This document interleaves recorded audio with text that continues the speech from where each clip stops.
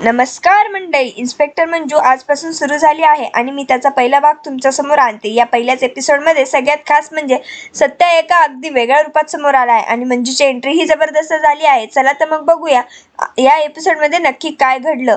Kakkar developer कॉलवर बोलत असतो आणि म्हणतो, कसं आहे ना, फुल खुडायला फक्त नख लावायचे अवकाश असतात आणि हे नख लावणारे माणसे आहेत आपल्याकडं। ते जर जमीन सरळ भेटत असेल तर ठीक आहे, नाहीतर मला नख लावावे लागेल। तेव्हा सत्याचा मित्र त्या बिल्डरच्या ऑफिसमध्ये येतात आणि बिल्डर म्हणतो, काय हवे आहे? सत्याचा फ्रेंड म्हणतो, तू हवा आहेस। बिल्डर म्हणतो, तुम्ही कोणाच्या ऑफिसमध्ये आहेत माहिती आहे ना?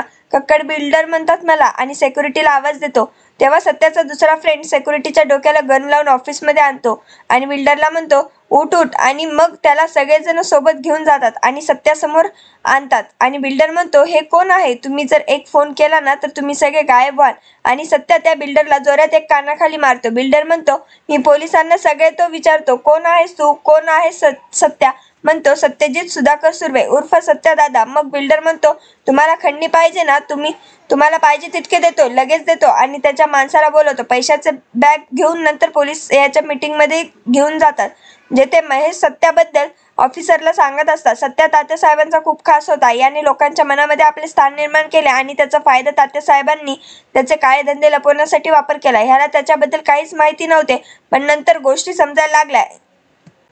इंटेलिजन्सला असे शंका आहे, तात्यासाहेबांच्या सगळ्या गोष्टींची सगळी माहिती सत्याला होते, तरी पण तो आपल्या इतक्या दिवस फसवत होता।